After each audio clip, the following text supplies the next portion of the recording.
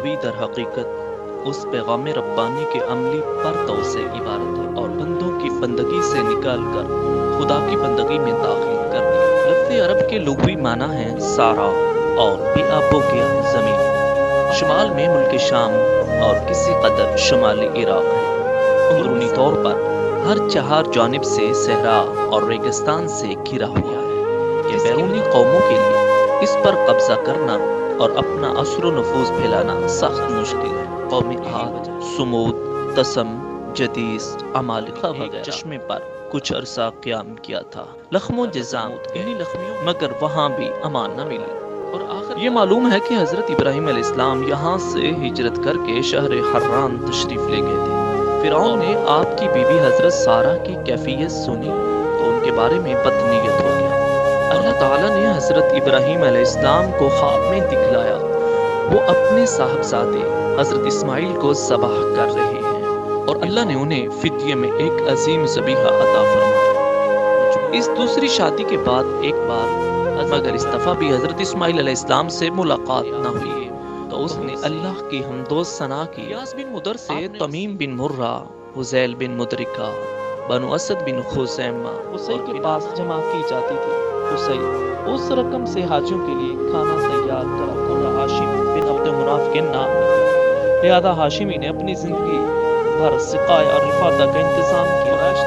ایک چھوٹی سی حکومت بلکہ حکومت نما انتظامیہ قائم کر یعنی بتوں کے تقرب کے لیے جو نذرانے اور قربانیاں پیش کی جاتی تھی ان کا انتظام کرنا، نیز جھگڑے اور مقدمات کا فیصلہ۔ قبائلی سرداروں کا درجہ اپنی قوم میں بادشاہوں جیسا تھا۔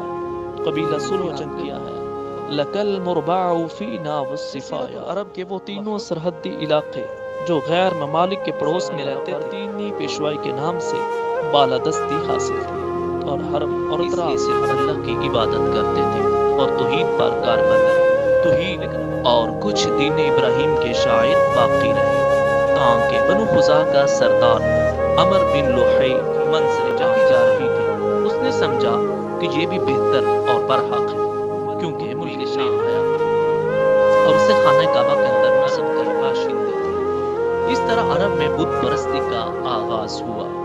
کہا جاتا ہے ایک دن نوحی جدہ گیا اور ان بتوں کو کھود نکالا، پھر انہیں یا بنی آدم خذوا زینتکم عند کل مسجد، ایک نواز نے کھندق کھدوائی اور اس میں آگ جلوا کر بوڑھے بچے مرد عورت سب کو بلا تمیز آگ کے الاؤ میں جھونک دیا۔